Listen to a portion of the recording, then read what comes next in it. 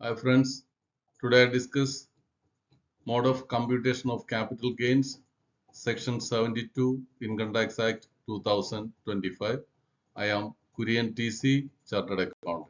You can subscribe, like and share the channel.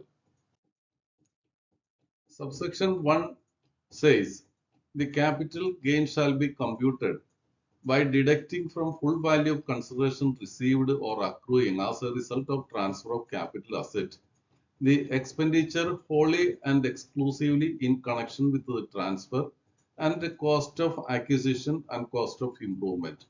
If the consideration for capital asset transfer is received or accrued, the deductions available shall be the expenditure wholly and exclusively directly connected with the transfer or selling expenses and the cost of acquisition incurred for the capital asset and cost of improvement. Subsection 2 is about the calculation of capital gain considering the indexed cost of acquisition and indexed cost of improvement. If the assessee is taking indexation benefit, the section 197(3) formula B talks about the method of calculation and the taxation will be at the rate of 20% and the indexed cost of acquisition and the indexed cost of improvement shall be considered for the calculation of this capital gain under this subsection.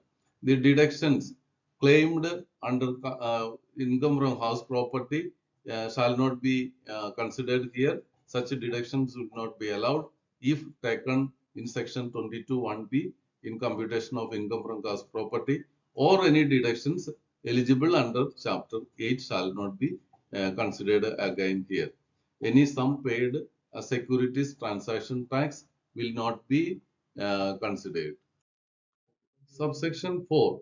If a unit holder receives any amount from a business trust with respect to the unit that is not in the nature of income under Schedule 5 and this is not chargeable to tax under Section 92 subsection 2 clause K or section 223 subsection 2, then such amount shall be deducted from the cost of acquisition. That will be cost of acquisition will be reduced so much amount and it will not be considered as income for the assessee.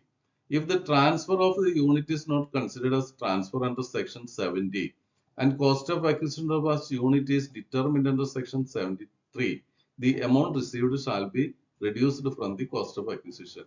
If these incomes shall not be considered as incomes, instead that amounts shall be reduced from the cost of acquisition of the capital.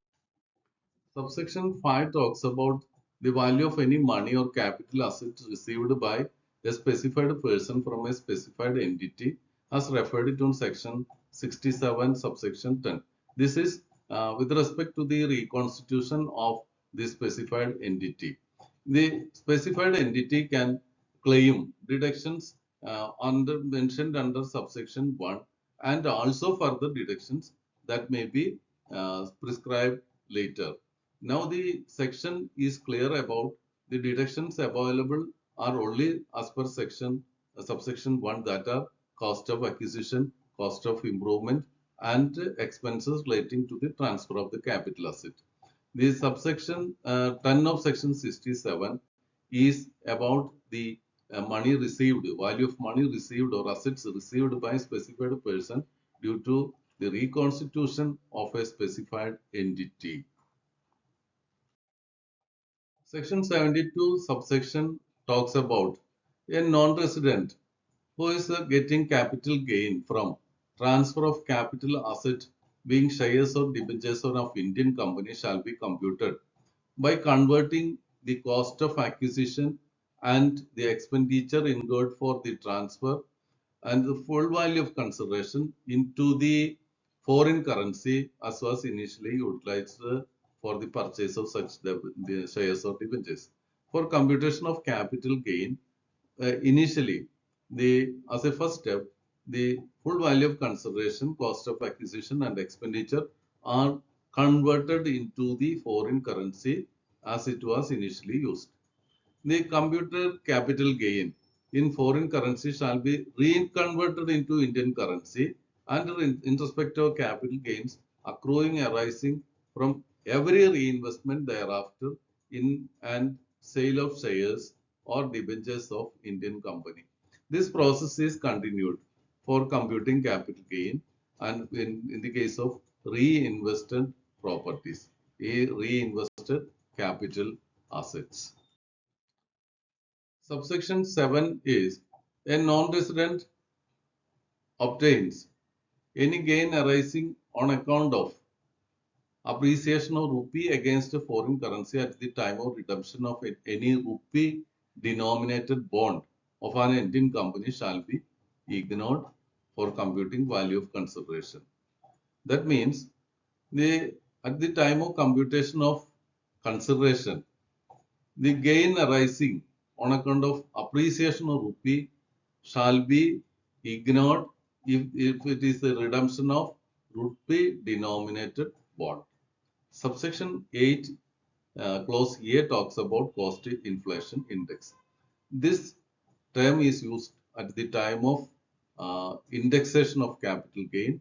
If the assessee claims indexation, then this cost of inflation index has better impact on calculating the cost of acquisition, indexed cost of acquisition, and indexed cost of improvement. Then clause B, indexed cost of acquisition means proportion of cost inflation index for the year. Indexed cost of improvement means cost of improvement subjected to cost of inflation index. The conversion rate of Indian currency into foreign currency and reconversion shall be at such rate as may be specified. Thank you.